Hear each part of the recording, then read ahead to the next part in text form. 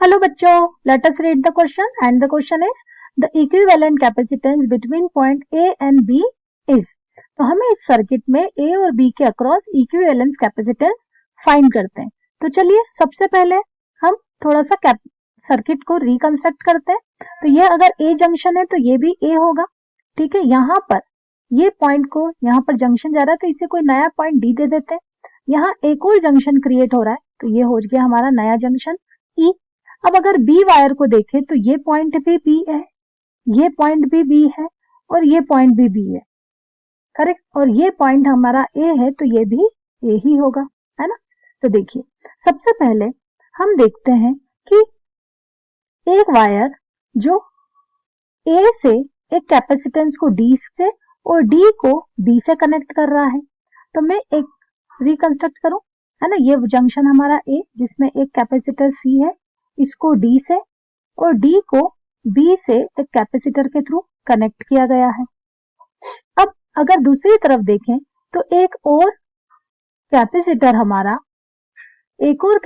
हमारा जो है ए को सी से, है ना, ए को बी से कनेक्ट कर रहा है, ठीक है। तो यहां पर मैं एक और कैपेसिटर ड्रॉ कर देती हूं जो ए को डायरेक्ट बी से कनेक्ट कर रहा है, ठीक है। नाउ अब मैं देखती हूं कि ये जो कैपेसिटर है ये ए से ई को और ई से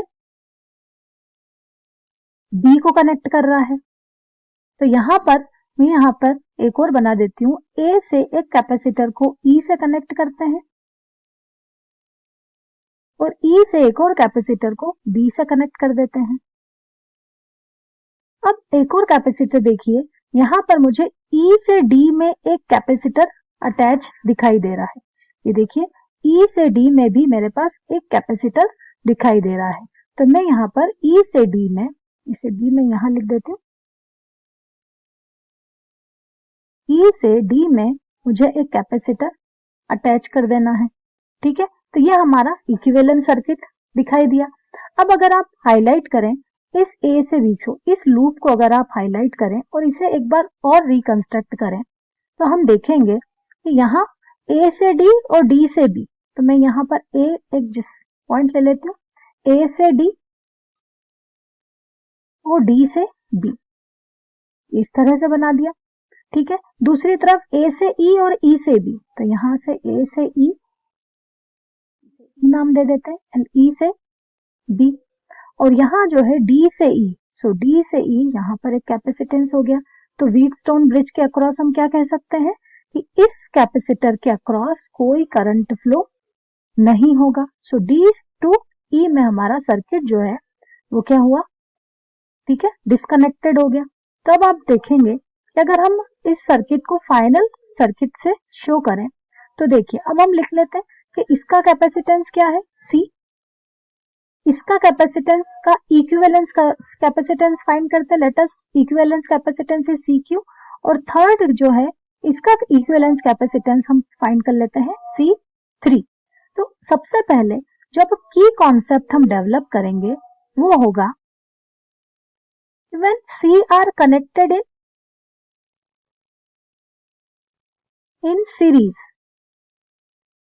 तो हम क्या कहते हैं, जो इक्विवेलेंस कैपेसिटेंस होगा या कहेंगे C इफेक्टिव का रेसिप्रोकल, ठीक है, किसके इक्वल होता है, reciprocal of individual capacitance. So 1/C1 plus 1/C2। Similarly when C are in parallel, तो C इफेक्टिव जो होता है वो simply sum of individual capacitance होता है। तो देखिए अब हम इस सर्किट में, ठीक है, सबसे पहले, ठीक है, C2 फाइंड करते हैं। C2 हमारा देख रहे हैं हम कि दो जो कैपेसिटर है they are in series. So series के लिए हम लिख सकते हैं 1/C2 is equals to 1/C plus 1/C, that is 2/C। या यह कहें हम कि जो C2 है इफेक्टिव कैपेसिटेंस है ना, वो हो जाएगा हमारा C/2। सिमिलरली अगर हम C3 को देखें तो C3 ऑल्सो इन सीरीज, है ना। सो अब हम अगर बात करें C3 की तो हम कह सकते हैं 1/C3 is equals to 1/C plus 1/C that is also 2/C, or we will say C3 will be C/2.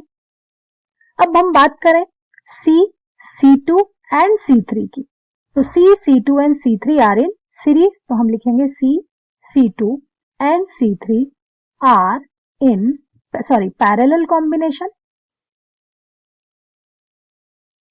So resultant C dash नाम दे देते हैं, कोई नया effective capacitor. C dash will be C plus C2 that is C/2 plus C3 that is C/2. So this will be added and give us the value as 2C.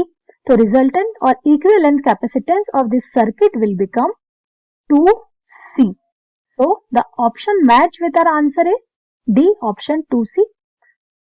And this is our final answer. I hope this will be clear to you. Thank you.